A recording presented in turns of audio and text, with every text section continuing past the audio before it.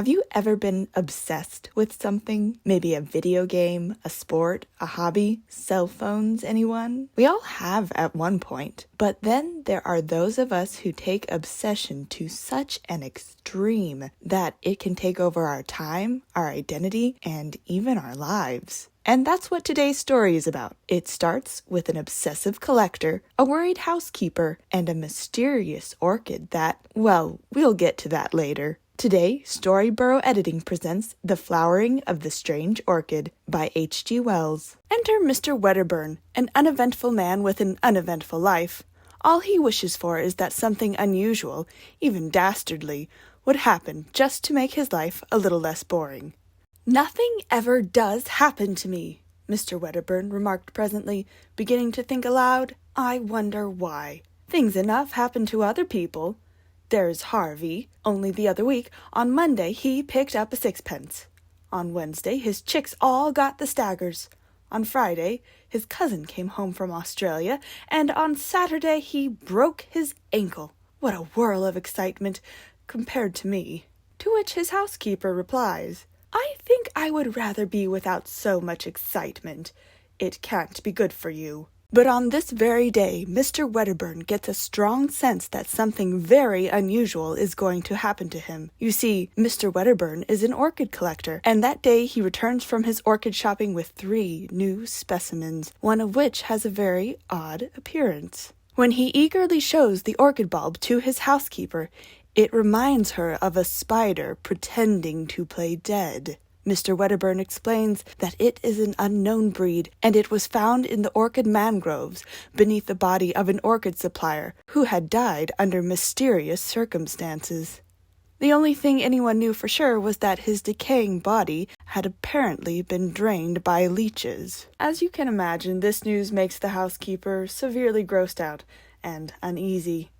Meanwhile, the orchid becomes Mr. Wedderburn's new obsession. As time passes, it grows, but the orchids around it die. Then one day, Mr. Wedderburn runs to his housekeeper, demanding she come and see the orchid's first bud.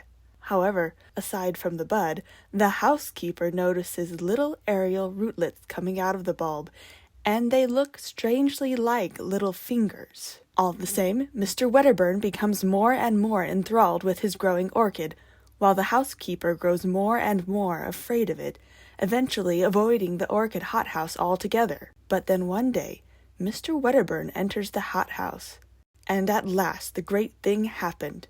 Directly he entered the little glass house. He knew that the spike had burst out, although his great Palaeonophis lowi hid in the corner where his new darling stood. There was a new odor in the air, a rich, intensely sweet scent that overpowered every other in that crowded, steaming little greenhouse. The flowers were white with streaks of golden orange upon the petals. The heavy labellum was coiled into an intricate projection, and a wonderful bluish purple mingled there with the gold. The story then pans to the housekeeper, who has noticed that Mr. Wedderburn is strangely absent in the house. Reluctantly, she makes her way to the greenhouse, closer and closer until she comes to the door, and comes upon an astonishing scene. Mr. Wedderburn was lying face upward at the foot of the strange orchid. The tentacle-like aerial rootlets no longer swayed freely in the air, but were crowded together, a tangle of gray ropes, and stretched tight with their ends closely applied to his chin and neck and hands. She did not understand. Then she saw from under one of the exultant tentacles upon his cheek there trickled a little thread of blood. Thoroughly horrified, the housekeeper hurries to pull Mr. Wedderburn away from the orchid. But the strange plant-like tentacles hold fast, and the scent of the orchid threatens to overpower her. But this is a no-nonsense English housekeeper, and in true form, she opens the garden door and throws a pot through the window to let the orchid fumes escape, and then proceeds to drag Mr. Wedderburn outside, where she calls for help. The doctor is called, and aside from being a little anemic, Mr. Wedderburn is generally fine. Meanwhile, the housekeeper has had enough of that orchid, and marches downstairs to finish it off, only to find that it has withered, leaving strange dark stains on the floor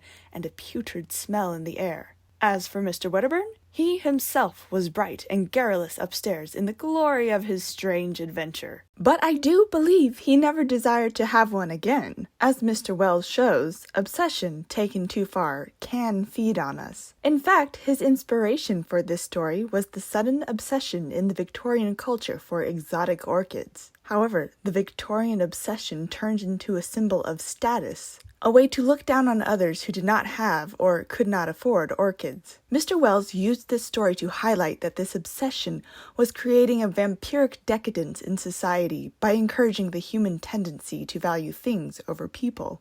In other words, Mr. Wells was giving us the 1800s version of go touch some grass. Free yourself from obsession, lest your obsession devour you. Anyway, you've reached the end, but before you leave, could you do me a favor? Tell me your favorite story in the comments section. I love finding new stuff. Also, click the like button and give yourself a thumbs up. If you want to see more literature dives or writing tips, check out our other videos. And subscribe so you don't lose track of Storyboro editing. Bye!